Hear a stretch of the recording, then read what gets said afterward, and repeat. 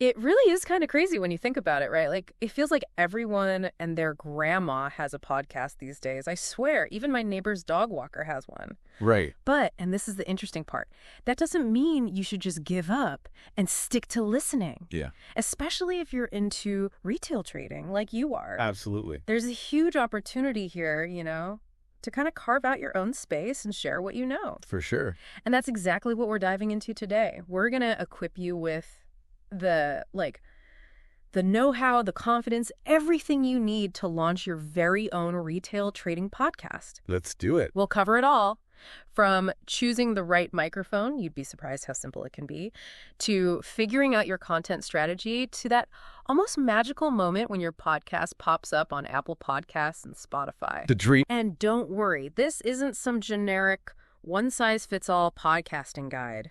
We've got you and your niche specifically in mind, thanks to this awesome source that's all about, you guessed it, retail trading podcasts. Love it. They keep it real, no BS, just straight up actionable advice. So you ready to jump in? Let's start with the techie stuff, the gear. Okay, so first things first, you might be surprised to learn that you don't need a fancy recording studio to get started. Yeah, seriously. You can actually dip your toes in with very minimal equipment. A good microphone is really all you need to get that first episode out there. I'm all about keeping it simple, especially when you're just starting out. Right. Forget those elaborate setups you see online with the boom arms and soundboards. You could totally level up later once you're up and running. Exactly. There's no need to break the bank before you've even recorded your first episode. Absolutely. And speaking of microphones, our source actually recommends the Samsung QTU mic as a fantastic entry-level option. Yeah. It's a USB microphone, which means it plugs right into your computer. Super easy, no need for any extra equipment or anything like that, and the sound quality is amazing for the price. It's a total game changer for getting that professional sound without the professional price tag. Exactly. And of course, down the line, once you've got a few episodes under your belt, you can always invest in some additional equipment to really level up your audio game. Oh, for sure, for sure. It's like addicting though, right? I know. Once you start upgrading your setup. That's like a rabbit hole.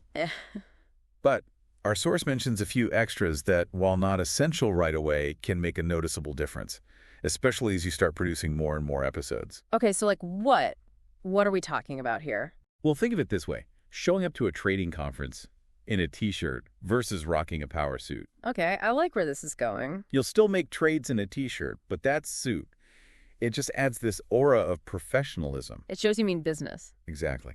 So for podcasting, your power suit essentials are a boom arm to keep that microphone nice and steady, a shock mount to absorb any accidental bumps or vibrations, because let's face it, life happens, and a windscreen, which is your secret weapon against those pesky pee-pops that can sneak into your recordings. Ugh, yes. Those pee-pops, the worst. I've definitely been there. Not a good look. Okay, so got our mic situation handled. What's next? Well, now you need some software to record and edit all your amazing ideas, right? Makes sense. You gotta have somewhere to put all that brilliance. Exactly. And this is where our source throws you another bone. They recommend Audacity, which is a free, and surprisingly powerful audio editing software. I've heard of Audacity. I know. When you first open it up, it might give you some serious 1990s vibes, like we're going way back. Like dial-up internet vibes. Pretty much. But trust me on this. It's a total workhorse. It gets the job done. Umption over flash, right? Exactly. It might not be the prettiest tool in the shed, but it's reliable, and you can do a ton with it. You can record, edit, add music, all that good stuff. Plus, there are tons and tons of free tutorials online. You can go from like podcasting newbie to editing wizard in no time. I love that there are so many resources out there, especially for podcasting. Oh, yeah, for sure. You can really experiment and find what works for you without spending a ton of money, which is awesome. Exactly. And speaking of finding what works, while we're on the topic of software, we have to touch on interviews, especially for a niche like retail trading. Interviews can be an absolute game changer for your content. Oh, 100%. Bringing on guests just adds a whole other dimension. It keeps things interesting, offers different perspectives, and let's be real, people love hearing from experts, especially when it comes to something like retail trading. Right. Knowledge is power. And in this case, knowledge is potentially money. Exactly. So how do you even go about recording interviews? Do you need like a fancy studio setup for that too? Not at all. Really? And that's the beauty of it. You can get started with what you already have. Hmm. Platforms like Zoom and Skype, which I'm sure you're familiar with. Who isn't these days? Right. You can actually use those to record your interviews. Get out of here. Seriously. Just hit record on your meeting and voila, you've got yourself an interview. And if you do want to level up later on, our source actually recommends a platform called Squadcast. Squadcast. Okay. Yeah, it's designed specifically for recording remote interviews. Gotcha. And the quality is amazing, like really, really top-notch. Nice. So it's like you're going from, Zoom interviews to like Exactly. The big leagues. Like Like you're graduating to the pros, you know what I mean? Love that. Okay, so let's say you've got your recording setup figured out. Okay. You're ready to hit that record button for the first time. Like, what kind of content should you actually be creating? What makes a retail trading podcast, like, stand out from all the others? That's the question, isn't it? Right. The million-dollar question. Literally. And our source, they put it really simply. They say it all comes down to this.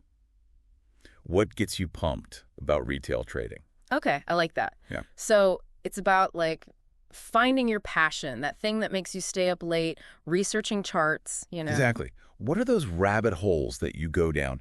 What are the things you wish you knew when you were first starting out? Aha moment. Exactly. Because that's what's going to resonate with listeners, Yeah.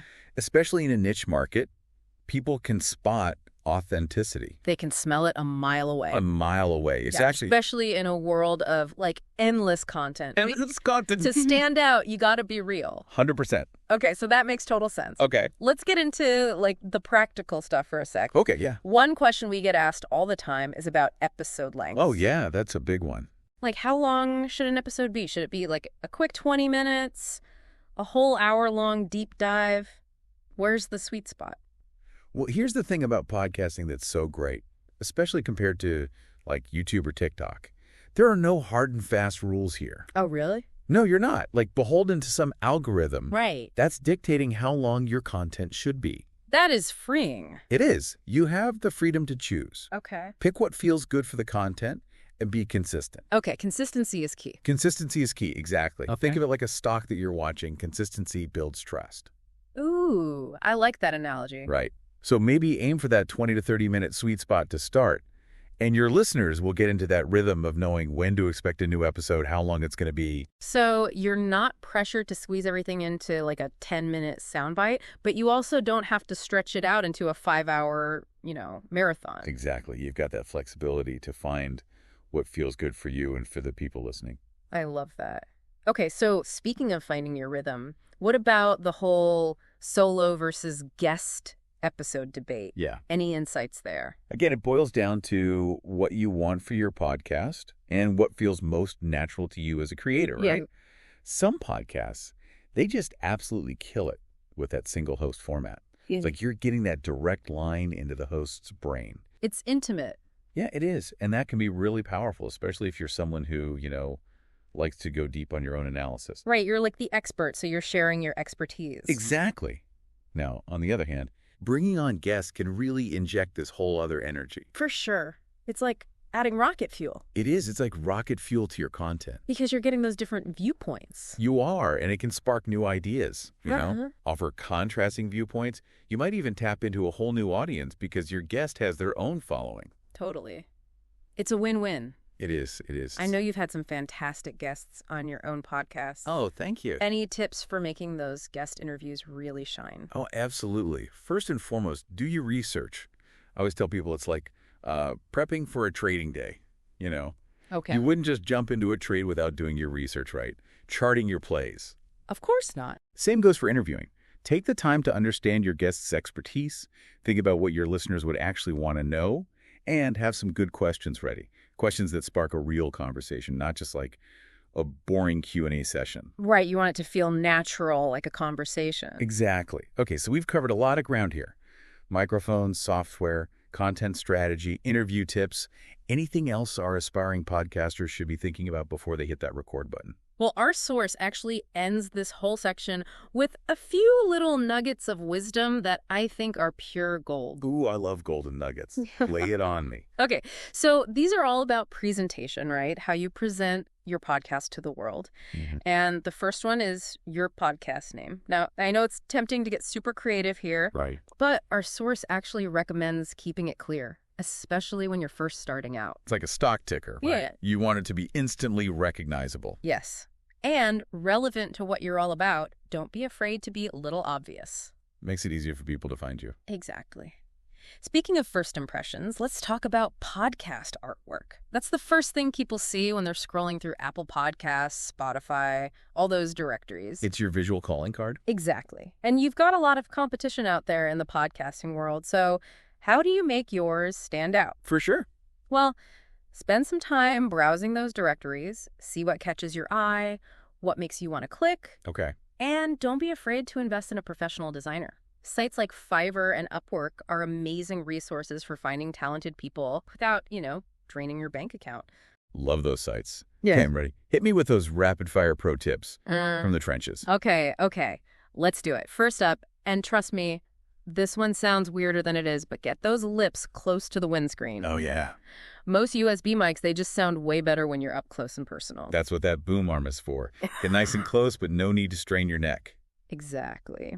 Okay, next up, and this is huge EE, always, always, always test your recording, especially if you're doing interviews. It literally takes a minute, and it can save you from a world of pain later. So important. I can't even tell you how many times I've gotten into an interview and then boom, tech issues. Test beforehand, people. Always.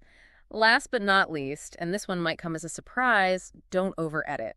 I know it's tempting to want to make everything sound perfect and polished, but a little bit of rawness can really work in your favor. Oh, 100%. Think about the podcasts you enjoy listening to. They probably sound like conversations. Right, they sound natural, authentic. Exactly. Those ums and ahs and natural pauses, those are all part of what make a podcast sound human, relatable. Embrace it. I love that. Okay, so you've recorded your first episode, edited it, you've got that amazing artwork ready to go. It's time to share it with the world. But how do you actually do that? Podcast hosts, my friend. Think of them as the distribution hubs for your audio content. Okay. They take your episodes and make sure they end up on Apple Podcasts, Spotify, Google Podcasts, all the big players. Oh, wow. So that's how that works. I never really thought about that part. It's the magic that happens behind the scenes. Our source really likes Buzzsprout. They say it's super user-friendly, especially for beginners. Buzzsprout, love them. Their interface is so clean and simple. Right. But there are tons of other options out there, too. Captivate, Transistor, Castos, Podbean, Resonate. They all have their own pros and cons, but they all make it really easy to get your podcast listed on all those directories. So you've got options. That's what it all comes down to. You do. You do. And the best part is, it's easier than ever to get started. And with a niche as exciting and dynamic as retail trading, there's a whole world of listeners out there just waiting for you to share your unique perspective. So true. There's an audience for everything these days. Exactly. Find your people. We'll be listening. You've got this. Now go out there and share your voice with the world. That's a wrap.